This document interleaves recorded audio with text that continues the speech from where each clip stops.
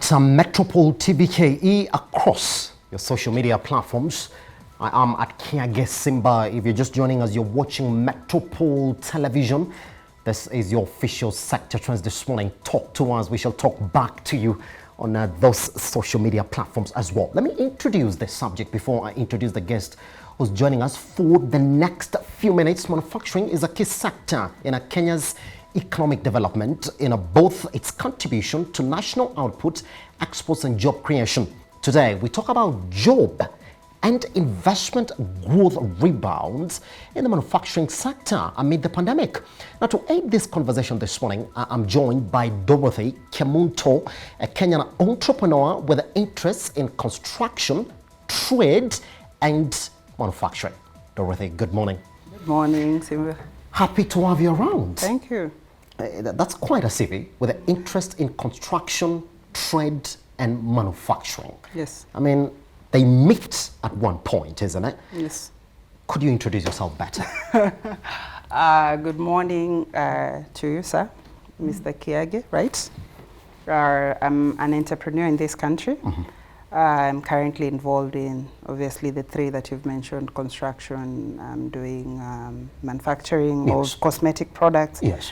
And trade, general trade. Yes. The three interlink because of logistics. Yes. It's a supply chain, just making sure that there is supply of goods and services from the producer or the farmer or the initial supplier to the end consumer.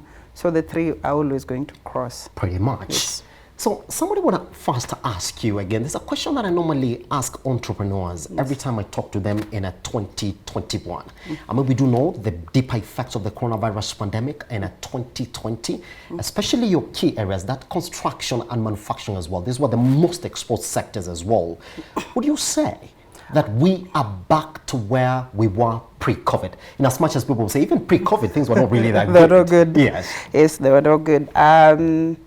As an entrepreneur in this country, I don't feel like COVID was really as negative as it was, because I think there were other factors, and this goes back to good governance. Yes. Because I think there are other economies which have thrived in this period, just that our governance wasn't the best. And I think we didn't plan for a pandemic, and I don't think we're ready for the next pandemic. So I think it's just bad governance and poor planning. So I don't think the industry was affected as such. Of course, there was slow movement of materials from one place to another. Yes. But that has always been the case. I don't think it was, I choose not to focus too much on the pandemic, just that the facts on the ground are very different. Pretty much. They're informed very differently. So let's talk about essentially manufacturing as well. Yes. There seems to be a key focus from the government on the manufacturing sector.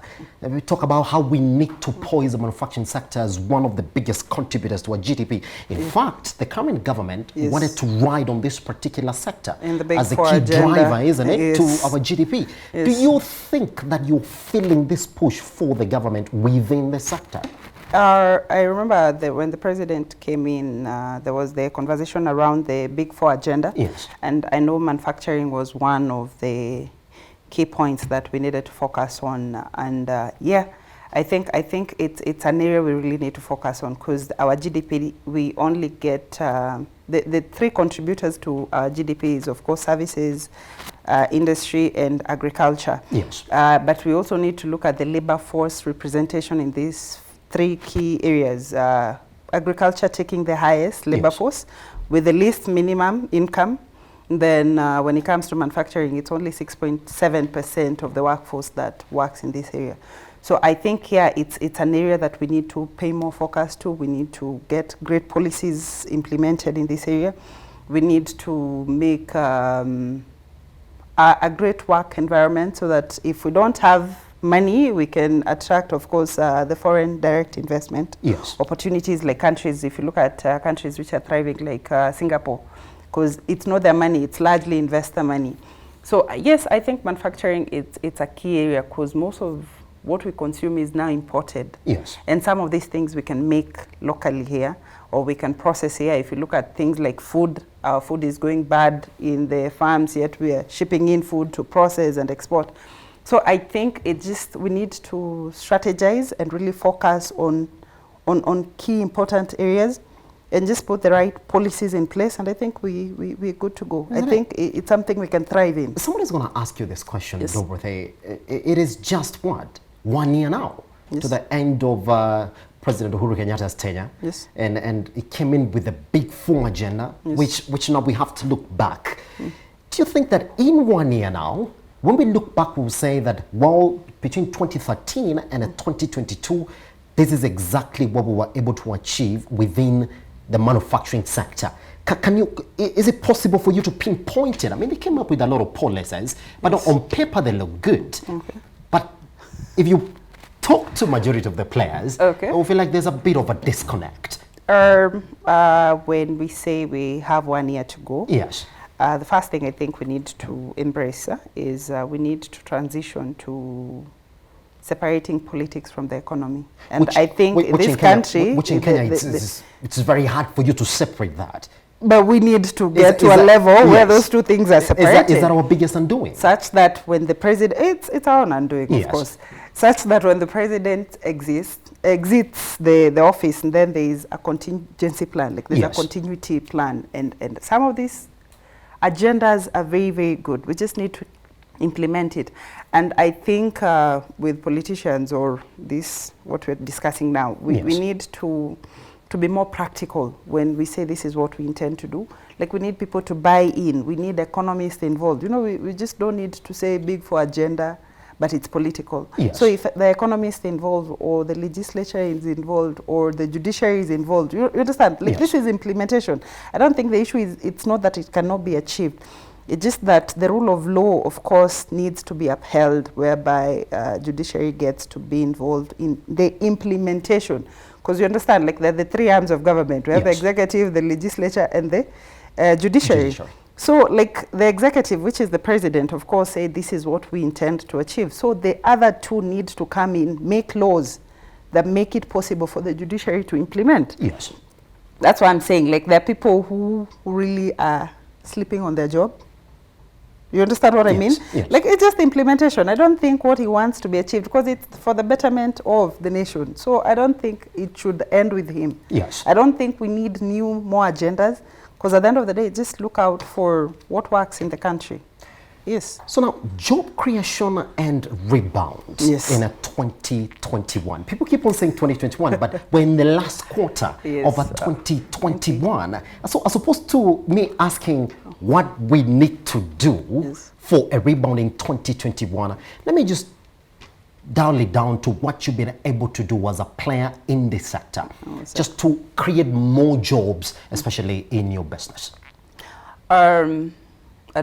Like I say, I don't like limiting to periods. Because to you, this is the last quarter, but this is the first quarter of the financial year, the government financial year. It starts in June, July, it will end next year. Of course, there is a lot that is going to happen in between. So for the government, this is the first quarter. For the rest of us, we're just praying, let's finish this thing and move to another thing. For business people like us, we're like looking at what will the impact of next year's elections be on businesses. So I think that's why I'm saying, like, every 5 years, we can't keep operating this way. Like, every 5 years, we're worried, foreign investors are withdrawing, everyone is holding their money. So that's why I'm saying it's not just a pandemic, it's just the business of the day. That every 4 years, business investors hold back. They're like, let's wait and see. Will it be a calm season? Will we transition to a better season? Will we make profits? Will we not make profits? That's what I mean. But back to what you've asked, I think the country has suffered economically. And I don't think, like I said, I don't think it's the pandemic. I think it's governance. So the pandemic sort of added. No, it's just an excuse. Nah, it's just an excuse. A lot of people would tell Singapore is thriving. How is Singapore thriving? If you look at the jobs that we lost during this pandemic, I mean, they were put at what? 750,000 jobs that we lost as a result of the pandemic. Have you looked at the economic score index? Tanzania, our neighbors, are at number 93. We are at number 138.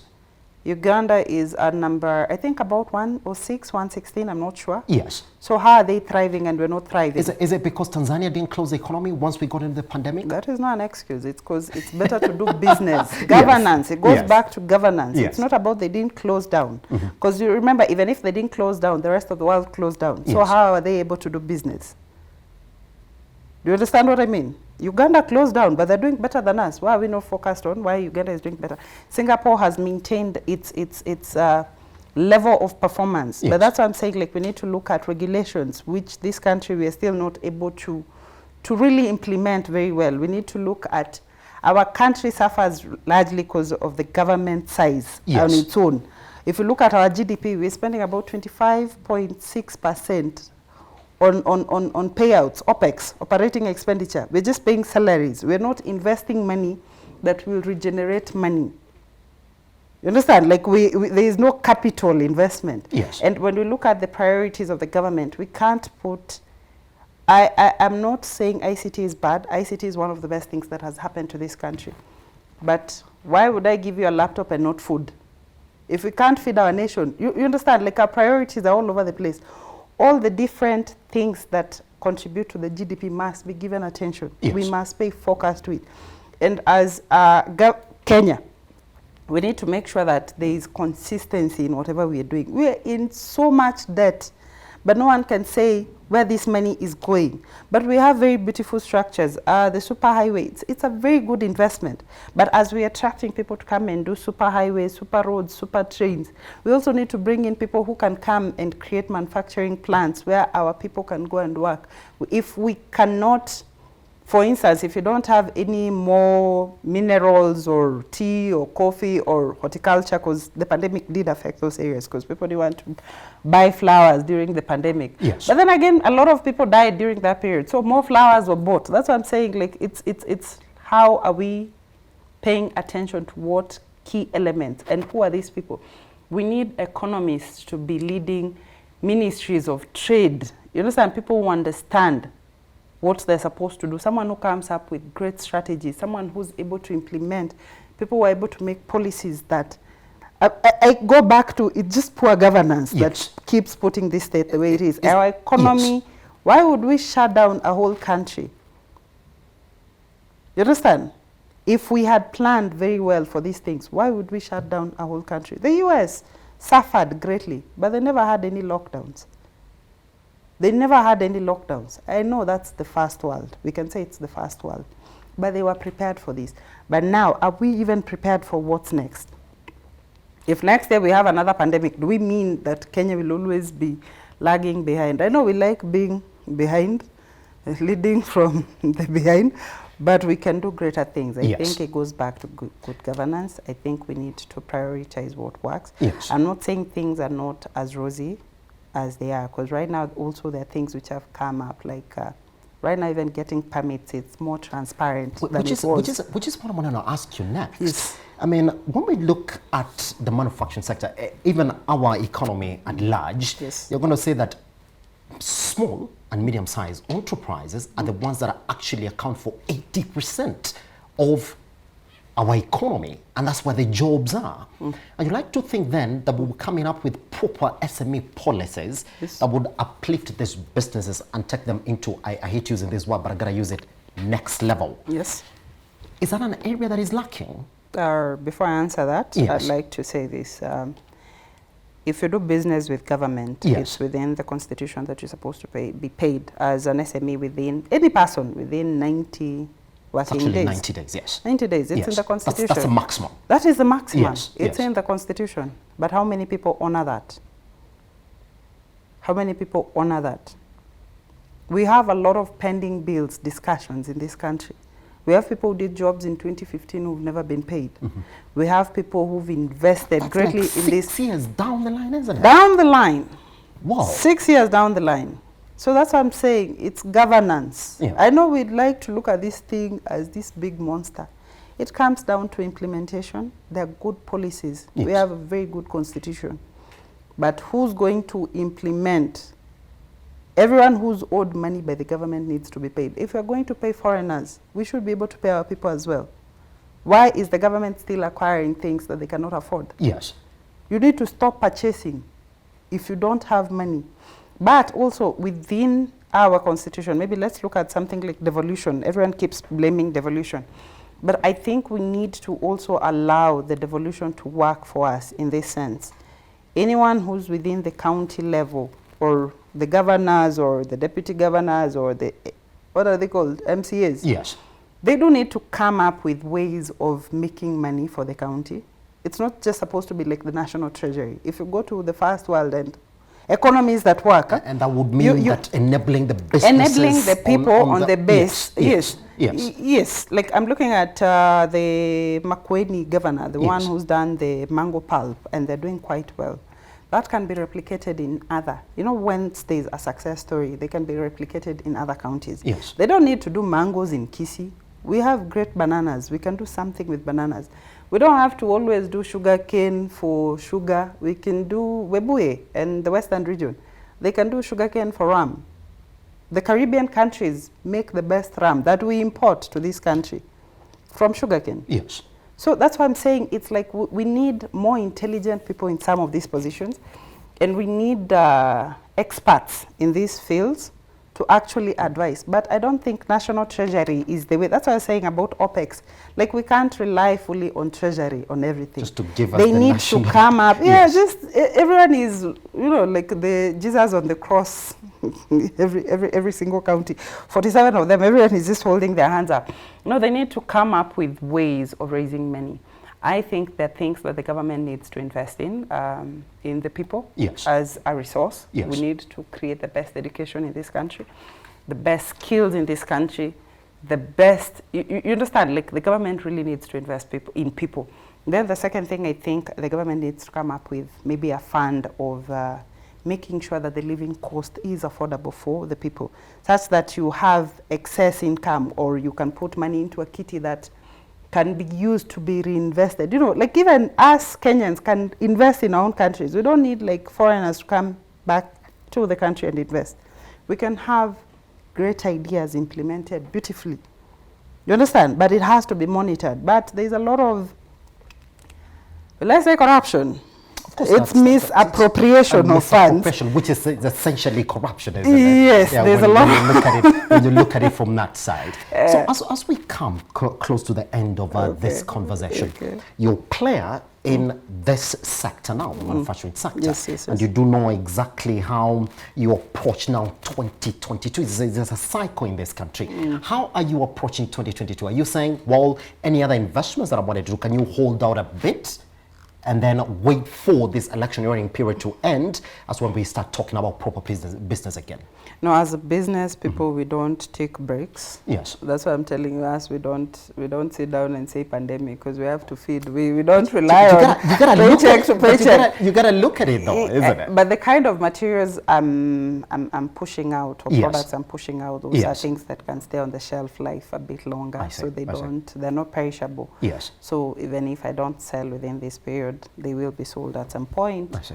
Of course, insurance for these products is something we're looking into as a business, and every proper business must look into insurance. Yes. Whereby you're protected, you're shielded against the risk if things go south. Yes. But then again, business is a risk. It can go either way. But we can't pause and say we're not going to do something, because the world never stops. Isn't it? Yes. All right, then finally, as we clear this conversation, your outlook as a business player in this sector in this country, where on paper we have brilliant policies, but when we look at how much the manufacturing sector is contributing to the GDP, still below the double-digit figures where it needs to be, has been like that for a very long time. What's the outlook, the long-term position of you as a player in this sector?